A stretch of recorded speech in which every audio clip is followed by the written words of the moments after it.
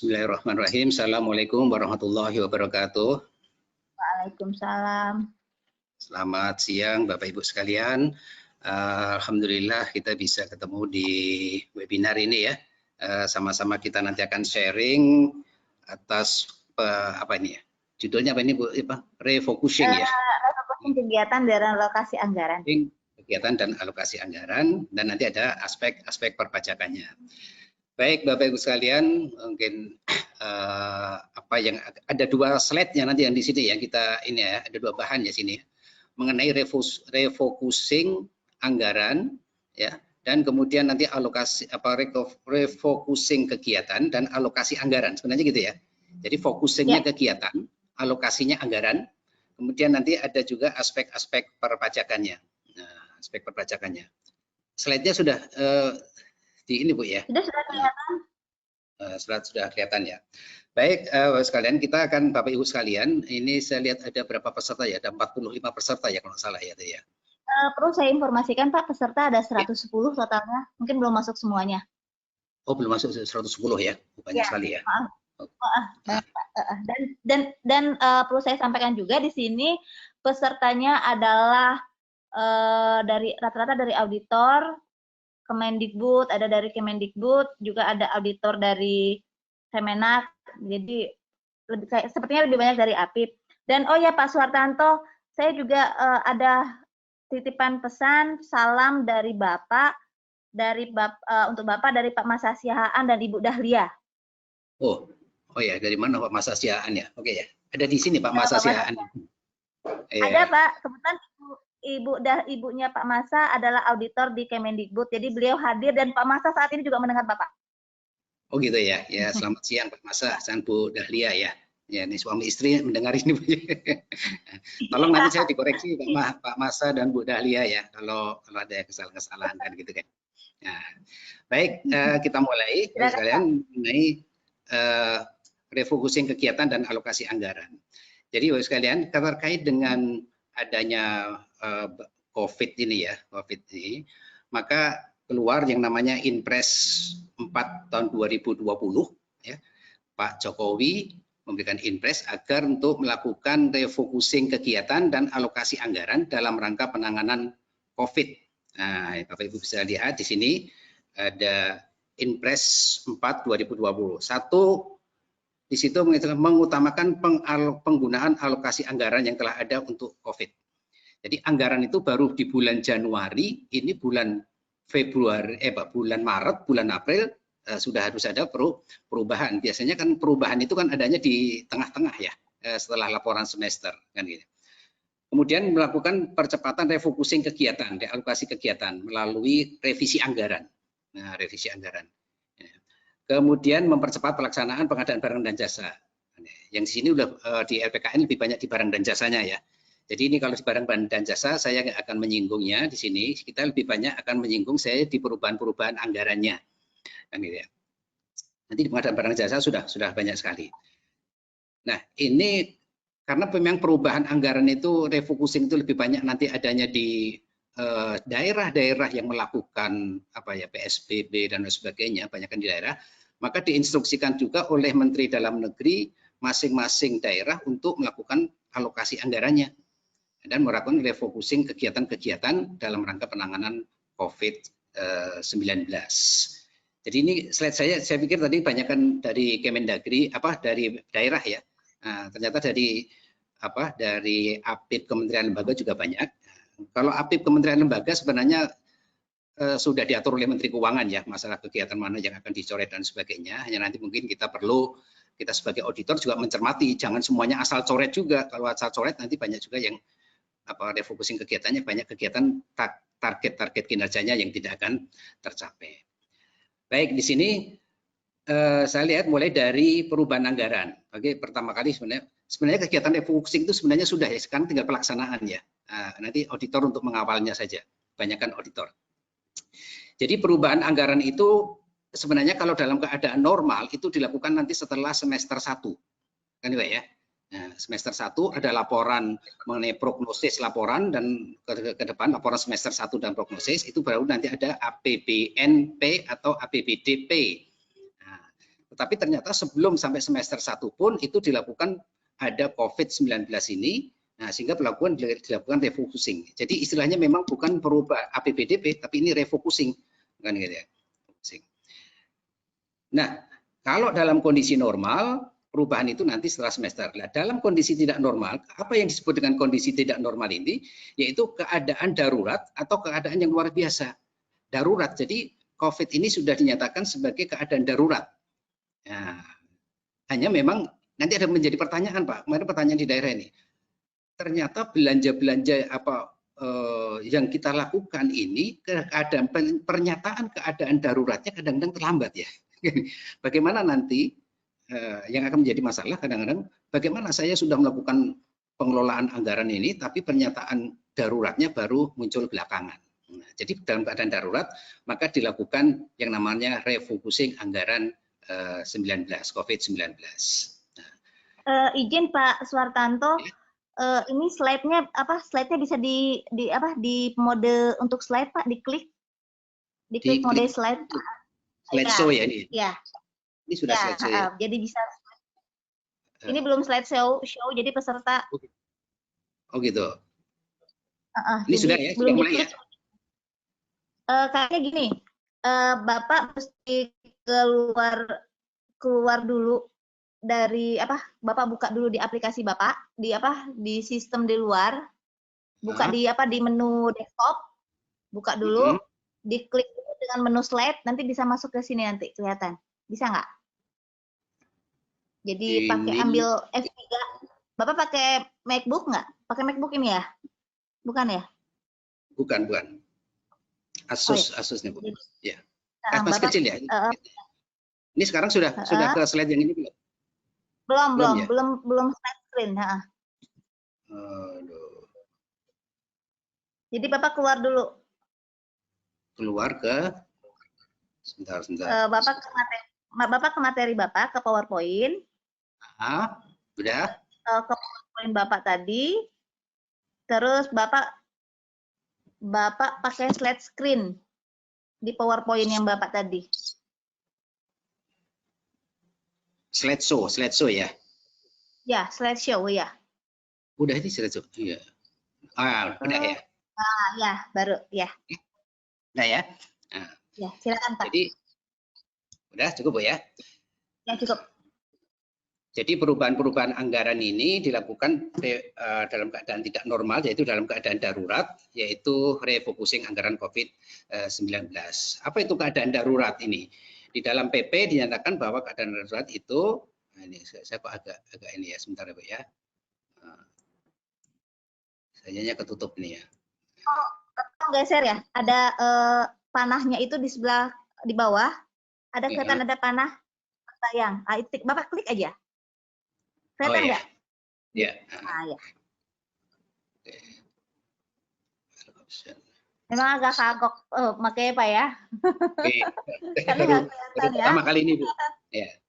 Iya Pak, nggak apa-apa. Nah, tapi kok ini klik. Baik, saya sampai di ini ya.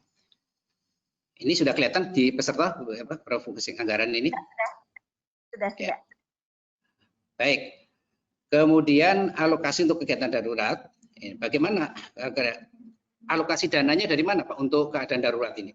Secara struktur APBN atau APBD, bahwa untuk keadaan darurat itu sudah disediakan anggarannya di dalam belanja tak terduga. Nah, ini di APBD juga, apakah nanti di Kementerian Keuangan, di APBN, belanja tidak terduga. Jadi pertama kali kalau ada keadaan darurat, belanja-belanja untuk pengadaan keadaan darurat itu, ya, itu digunakan dulu adalah belanja tidak terduga, belanja terduga. Nah, dalam kondisi belanja tak terduga ternyata tidak cukup. Nah, ya, belanja tak terduga tidak cukup. Kita lihat COVID ini begitu luar biasa sehingga biayanya yang diperlukan itu cukup besar. Sehingga alokasi anggaran yang sudah disediakan untuk belanja tak terduga itu tidak cukup, maka bisa dilakukan dengan yang namanya penjadwalan ulang program kegiatan. Nah ini, bentar ya.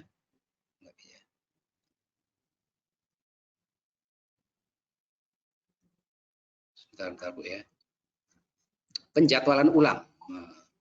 Nah, di sini. Nah, jadi digunakan anggarannya belanja tidak terduga. Kemudian kalau belanja tidak terduga itu tidak mencukupi, maka dilakukan penjadwalan ulang program kegiatan dan pembiayaan tahun berjalan. Jadi bisa dalam bentuk penjadwalan program, kemudian kegiatan-kegiatan yang ada di dalam pembiayaan. Nah, kemudian memanfaatkan kas yang tersedia.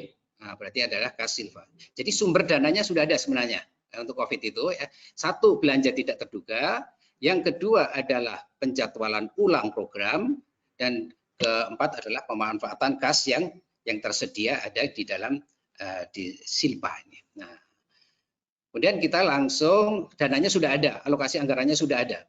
Berapa kebutuhan untuk COVID itu sendiri? Tolong dihitung. Nah, nanti kemudian akan dilakukan apa ya istilahnya refocusing kegiatan.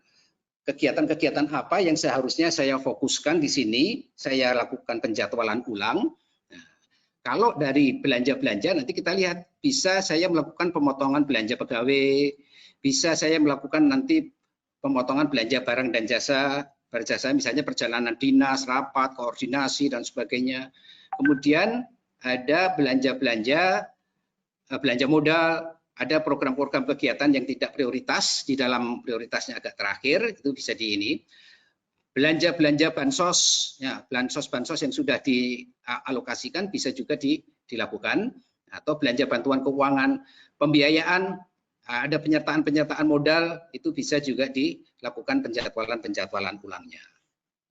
Nah, itu adalah unsur-unsur belanja yang nanti akan bisa kita lakukan untuk mengalokasikan dananya. Nah, kemudian kegiatannya, program dan kegiatan mana yang seharusnya itu saya lakukan penjadwalan ulang atau saya lakukan. Jadi ruang lingkup penjadwalan. Jadi kalau ruang lingkup penjadwalan itu bisa seluruh program atau kegiatan, ya. Kalau seluruh program kegiatan itu dibatalkan, berarti nanti akan mempengaruhi target kinerja capaian APBD. Ataupun APBN ya, di sini di dalam slide saya kok lebih banyak di APBD ya kemarin karena memang ada pendidikan di APBD, kebanyakan APBD.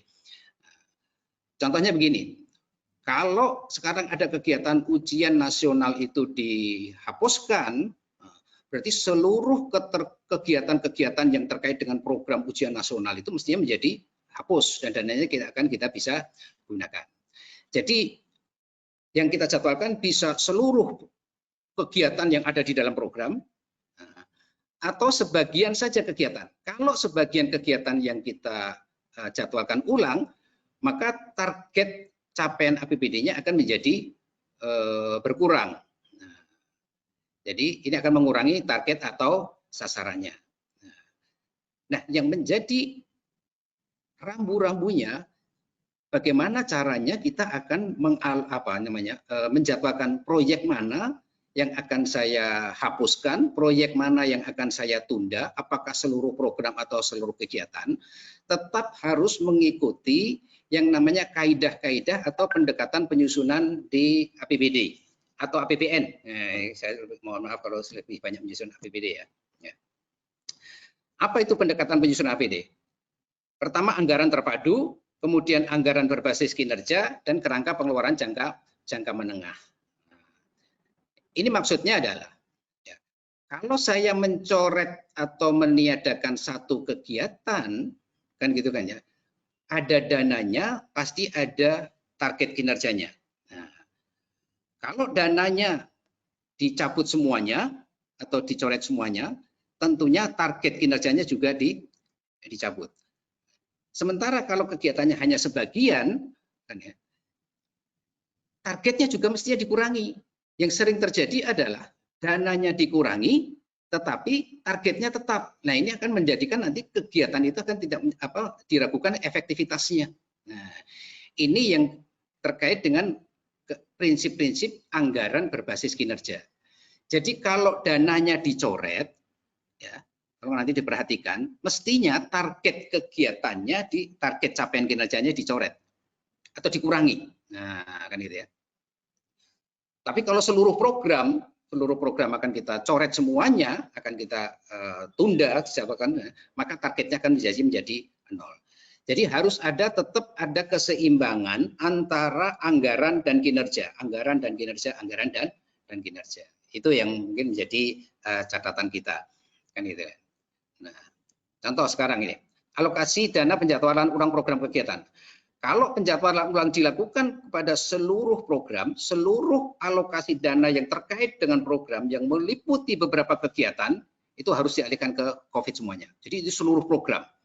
Dan program yang dialihkan tadi itu targetnya menjadi 0. Dan kalau target menjadi 0 dengan prinsip KPJM, kerangka pengeluaran jangka menengah, mestinya di tahun depan ini harus dihidupkan lagi. Karena target tahun ini sudah berkurang atau ditiadakan.